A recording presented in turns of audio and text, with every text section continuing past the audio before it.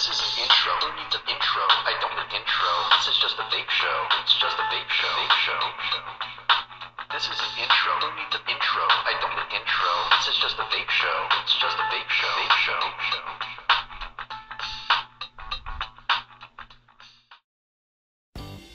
YouTube, what is up? I'm your homeboy Josh, back at you, here to answer a quick question from one of my viewers. It goes by Recovered in the comments. He wanted to know, how do you put dual coils into the Govad RDA? I'm going to show you my preferred way to do that in the Govad RDA. It's probably going to be very similar for any Pharaoh style deck that you wanted to put dual coils into, so you can apply this toward any of the Pharaoh style deck RDAs out there. They're going to become very popular. They already are. There's already been a few of them that have been out there, and there's going to be more. There's going to be plenty more, I have no doubt. This is a really cool deck to work with. The Pharaoh style deck, I mean, it's so simple to use. It's spring loaded. It's a clamp on one side, a clamp on the other of this spring loaded screw, and the opposite side, it does the exact same thing.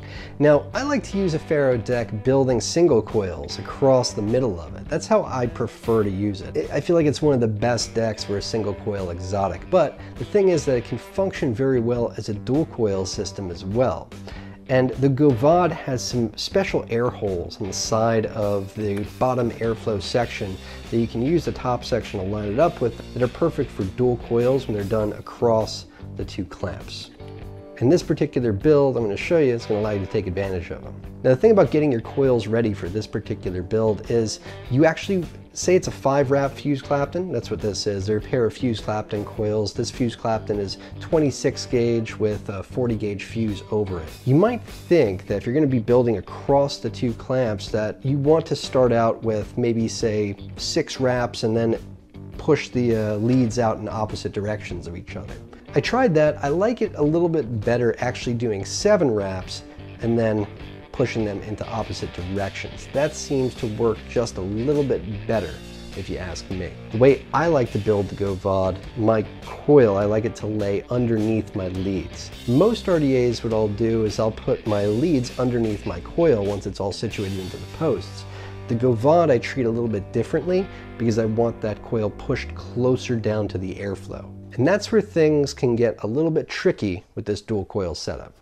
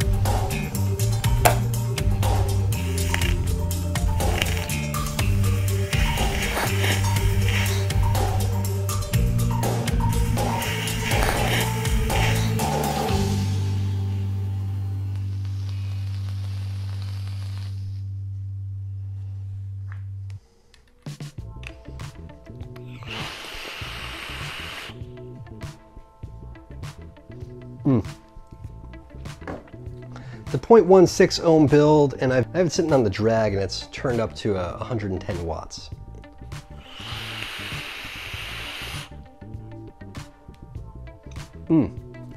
Great vape. Everything kind of goes super simple getting the build all situated. The key to putting dual coils into the Govad is that you want the coils to be as close together as possible over that bottom airflow tube.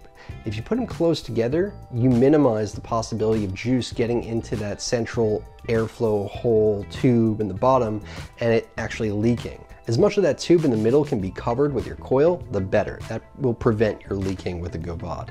I can drip straight through the drip tip on the Govad. As long as I don't over drip, I don't have any issue with leaking, ever. But when it comes down to wicking, that's where there's trouble. There's a head scratch kind of moment when it comes time to wick this thing because it's a tight fit. These are fused clapton coils, 3mm internal diameter, and there's 7 wraps on the original coil that I've bent so that it'll fit properly in here. Well, what that means is that those coils are up against those walls of those clamps really, really close. And what's going to happen is, I mean, you saw it when I was trying to tweeze the coils. It's a tight fit getting in there to tweeze the coils. When it comes time to actually wick the coils, it's not happening. There's not a way to do it properly so that the wick is going to be distributed properly within the coil. I mean, you can struggle and suffer through it and use tweezers and needles and whatever and maybe get your wick on through there, but it's not going to be distributed properly within the coil. It's not going to be tight inside the coil that way. Now, what I found the best thing to do was to actually get everything all situated, get everything glowing up right, and then take the coil out. And then use your tweezers, use your ceramic tweezers, be gentle with them, but use your ceramic tweezers, that's fine. Try not to use your fingers because you don't want, the oils from your fingers transferring over to the coil, transferring over to the cotton if you can help it. It can affect the flavor. So using that, it's kind of like building a ship in a bottle is what it is. It's a ship in a bottle wicking technique, I guess you can call it. So we're wicking the coil and then we're going to place the coil back down into the deck once it's all wicked. Now, deciding how much wick you want to use, it's going to be based on your deck. With the Govad has something like a 7-8mm juice well. I like to shove a lot of cotton into my RDAs, so I want like double that. When I clip it all off, there should be something like 16mm of cotton coming off on either side. And I just kind of eyeball that. If it's more, that's fine. You just kind of go by feel. How much cotton are you going to need to fill up this deck adequately to your satisfaction? Do that. If you don't use enough, the thing's going to leak. If you use too much, it's going to affect the flavor. The thing is that you don't want to block any of the air holes either, especially the side airflow holes, which we can take advantage of now. The side airflow holes that are on the bottom section of the Govad top cap that we can use our top section to cinch down against. So now, like, there's a hole on the side of either side of these fused claptons, and there's one hole coming in beside it, but it's kind of blocked by the cotton. I don't think that one's going to reach the coil at all, really. It's just, it's just there. The cotton's actually going to block that hole, and air's coming in through here and through here. That's all that's happening. That's your airflow intake now, so you want to be careful of that airflow hole. You don't want to block it with any cotton, basically. You also want to make sure that there's no cotton getting caught inside the clamps. If there is, you want to get in there with the tweezers and pick it on out. Push it around, down and around the airflow tube. You want to make sure that there's no cotton inside the bottom airflow tube in the middle either. So you just want to make sure that cotton's nice and distributed around the deck. And once you've got your cotton all situated, you're just going to tighten your clamps on back down. And I used the tweezers to make sure that the coils were still held nice and tight together when I was closing it on down. And that's it. Juice it up, pop the top cap on, and you're ready to go.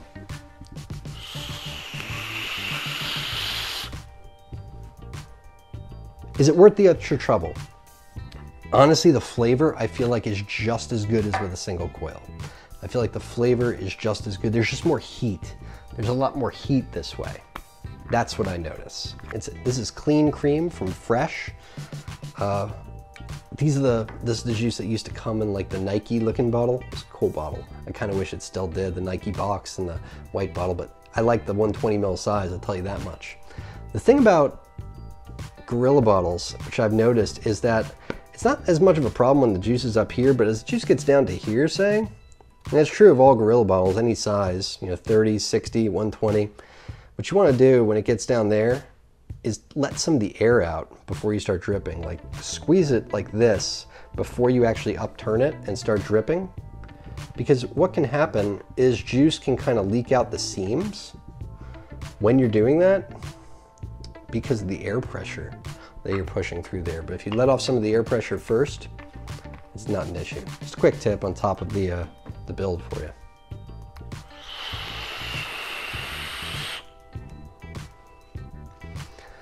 Like I was saying, just as flavorful if you ask me. Just a warmer, more dense, cloudier vape. Much, much warmer is what you get with a build like that, with a dual coil build in the Govad. If you like a really hot vape, if you like a really dense, thick cloud, yeah, why not? I mean, it's an easy build once you understand that you're going to take the coils out to actually wick them. That's the most important thing. Otherwise, it's just a struggle. And the same can be applied to a lot of RDAs and a lot of builds that you can put into a lot of other RDAs. If it's too tight, if it's too tight a fit to get the cotton in there, don't force it. Just get everything glowing upright, take out the coil, throw the cotton on through it, and then situate your coil back in there. That's all there is to it.